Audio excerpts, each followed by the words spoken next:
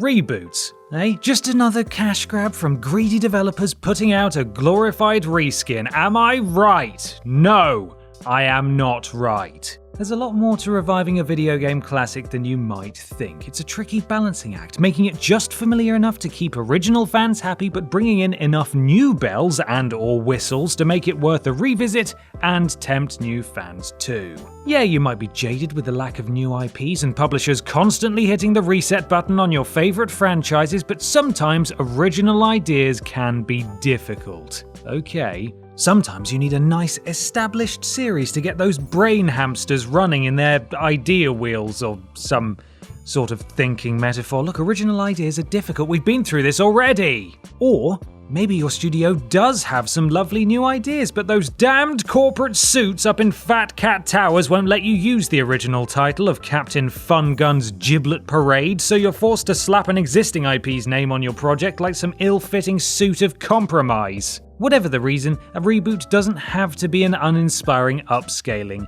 of textures. Let's look at some! I'm Ben from TripleJump, and here are the 10 most stunning video game reboot transformations. Number 10. DMC Devil May Cry. Blasphemous! This isn't my Dante! This makes me want to chew off my own arm in disgust, preferably the one with the Dante tattoo on it! It's fair to say that fans of the traditional silver-haired Demon Slayer were not happy with Dante's new haircut. Thankfully, developers Ninja Theory approached this subject delicately, not wanting to fan the flames with, say, a provocative scene involving a silver wig that openly mocked the old Dante. Oh, that actually happened, didn't it? Whoops. Despite the divisive new look taking a heavy toll and contributing to disappointing sales figures, the game itself wasn't quite the disaster it was made out to be. The combat is the same combo-fueled insanity you've come to expect from a DMC title, abusing demons with achingly stylish attack chains. The story also matured somewhat from its tropey teenage years, though it still started with Party Boy Dante because of course it did. And while the series has since gone back to the classic edgelord cosplayer look, the saga of Dante's new do showed us we shouldn't always judge a brooding, recovering emo by its cover. Number 9. Fallout 3. Ironically enough, the series that reminds us over and over that war never changes underwent some fairly drastic transformative surgery itself. This radical entry changed everything. It was the first fully 3D version and the first foray into the post-apocalyptics by new custodians, Bethesda Studios, who'd spent the better part of the last 15 years exclusively making Elder Scrolls titles. They took a turn-based combat RPG and evolved it into a real-time FPS experience, albeit, with VATs to help old-timers ease into it. Most importantly, it revived Black Isle Studios' cult classic series and brought it into the mainstream with a bang, 10 years after the last main numbered entry. It's hard to think now, given the critical acclaim of Fallout 3 and the widespread appeal of the New Age Fallouts, well, most of them anyway, that this bold new direction received a very mixed reaction from fans and press alike. But you'd be resistant to new things too if you were constantly told that war never changes. Good job Bethesda nailed it then, and definitely didn't do anything more to the series that caused controversy. Let's move on quickly. Number 8. Prince of Persia, 2008. Like many rich, spoiled children, this royal prince is prone to getting bored and doing crazy things like reinventing his wardrobe or messing with the actual flow of time itself. The timey-wimey meddling of Ubisoft's 2003 classic brought arguably the biggest gameplay change to the protagonist formerly known as Prince. But we're not here to talk about Sands of Time, nor are we talking about the Prince's nu metal phase in 2004's Warrior Within. No, we're interested in the oft-overlooked Prince of Persia 2008, which had an equally surprising style switcheroo.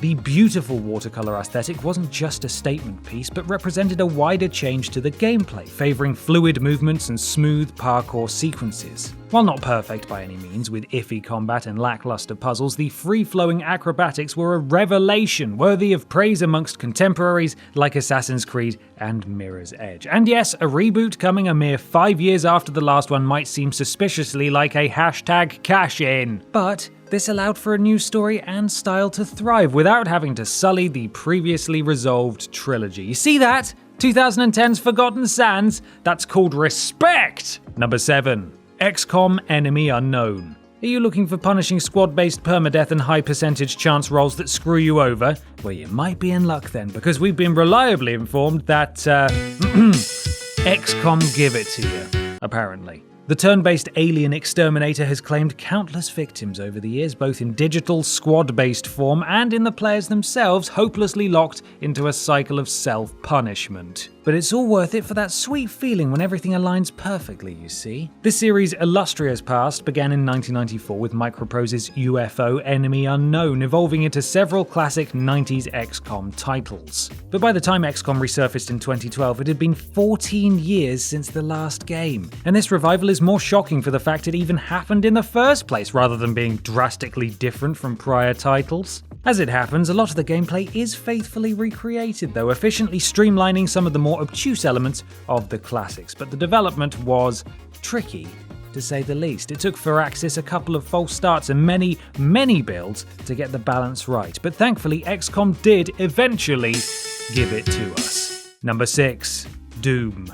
Long before Dante bought his first batch of silver hair dye, Doom was busy slaying demons and defining a genre, so when it came time to reboot, it had to be just right. Doom 3 tried it back in 2004, attempting a more survival horror vibe with a big emphasis on your torch. But people didn't want to play a glorified Luigi's Mansion on Mars, they wanted a non-stop extreme rampage of bullets and explosions and testosterone and heavy metal and key cards. Step right up, Doom. No, not the original Doom, the 2016 version. Right, that's the second time we've had to deal with unnumbered reboots after Prince of Persia open parentheses 2008 close parentheses. Can we just agree to add some sort of number or funky subtitle from now on? Doom 2016 got the spirit of the 90s classics and turned them up to 11, making you feel like a high-octane badass for every second of the journey. Satisfying gunplay, expert level design, and a smorgasbord of bloody gore all helped Doom, I Want You in My Room do the legendary series justice. Number 5. Marvel's Spider-Man. Spider-Man reboots himself when he can. 4K textures really nice. Fancy suit for an old franchise. Look out, here comes the Spider-Man game for the PS4, the one that was released in 2018. As one of the worst offenders for chronic rebootism, Spider-Man was bound to get an absolute classic eventually. And on the surface, this release doesn't look massively different to, say, 2010's Spider-Man Shattered Dimensions, or even the recent Into the Spider-Verse movie, but this didn't make the latest web-swinging sensation any less stunning. The showcase trailer at E3 2018 wowed everybody with a suitably action-packed blast through all of Spidey's favourite villains, and thankfully, the final release captured the essence of the arachno-human perfectly, with a rush we haven't felt since 2004's Spider-Man 2. Zipping through Manhattan's packed skyscrapers, gracefully dropping in on random street crimes, foiling the big nasty's plans on a regular basis, or just, flying through that city skyline for hours on end. It's all brilliant, really. Just don't reboot again for a while, okay, Spidey? Please? Number 4. Metroid Prime. You know a series is worth its weight in gold when it spawns an entire new subgenre. This Metroidvania formula of non-linear level progression, slowly unlocking more secrets, shortcuts, and new goodies, has inspired everything from 2D homages like Shadow Complex and Hollow Knight to blockbusters like the Batman Arkham series and arguably even elements of Dark Souls. Given all this, you'd expect a name that's been around since 1986 to be treated with a bit more love, but it's become something of a forgotten child for Nintendo. Overshadowed by Zelda and Mario as the big N clearly forgot you're not meant to have favourite children. In 2002, after an 8-year absence, Samus Aran donned the bulky shoulder pads once more for a 3D debut on the GameCube that honestly took everyone by surprise. All the classic Metroidvania ingredients were present, from the steady unlocking of power-ups allowing exploration into new zones to the combat that adapted into more of a first-person shooter. We just hope the long wait for Metroid Prime 4 means it can achieve a similarly impressive return after over a decade. Seriously, Nintendo, pay attention to Metroid. She's a good child. Why won't you go to her dance recitals? Number 3. Tomb Raider. Lara Croft had been defiling graves and locking butlers in freezers for over 15 years by the time Crystal Dynamics got their hands on the franchise. The second reimagining, we don't talk about the first, was 2013's Tomb Raider. Oh, no subtitle. Again.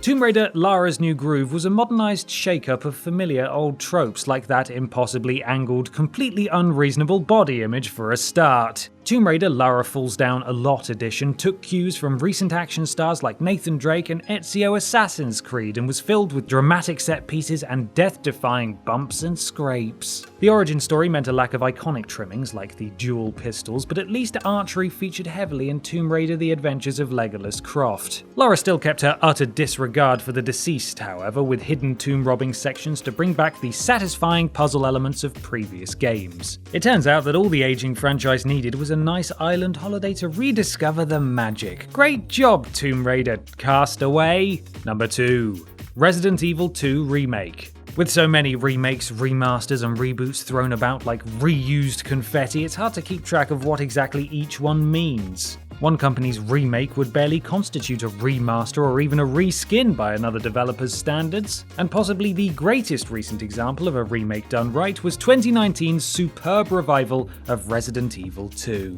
Never have our childhood fears been so thoroughly vindicated than when playing through the fully updated 2019 vision of zombie-infested Raccoon City. And the crisper visuals and over-the-shoulder camera were just the start of the spooks. We experienced brand new suspense due to many items, enemies, and environments being switched around to subvert expectations and keep you on your toes. The game is littered with beautiful little features that either add to the fear, like the improved spatial audio, or help you in overcoming the odds, like the revamped inventory system. Most importantly, it's redefined what's possible with a lovingly crafted remake, and for that, we'll let you have as many monstrosities jumping through windows as you want. Jesus!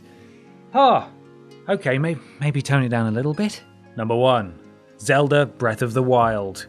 It's Nintendo's at least second favourite child Zelda now. No surprise really, technically this series goes through a reboot with almost every major iteration. After all, they've dabbled with a side-scroller format when top-down was the standard, and they tried their hand at numerous art styles in the 3D era, from the gritty Twilight Princess to the vibrant cell shading of Wind Waker. And on looks alone, Wind Waker may have had the biggest shock value, splitting opinion before its 2002 release. But Breath of the Wild was something else, something that shook up the oh-so-familiar Zelda formula to its core. No explicitly signposted progression, just a few gentle suggestions, and off you go into a beautiful but quite desolate wilderness littered with small pockets of civilization. No temples either, at least not like any Zelda temple you've seen before. No trusty, reliable sword leaving you to fight foes with whatever detritus is strewn on the ground. An environment that was more interactive than ever before, and a non-linear approach whereby if you were feeling especially brave, you could challenge Big Bad Ganon from the start. Okay, not everything is different.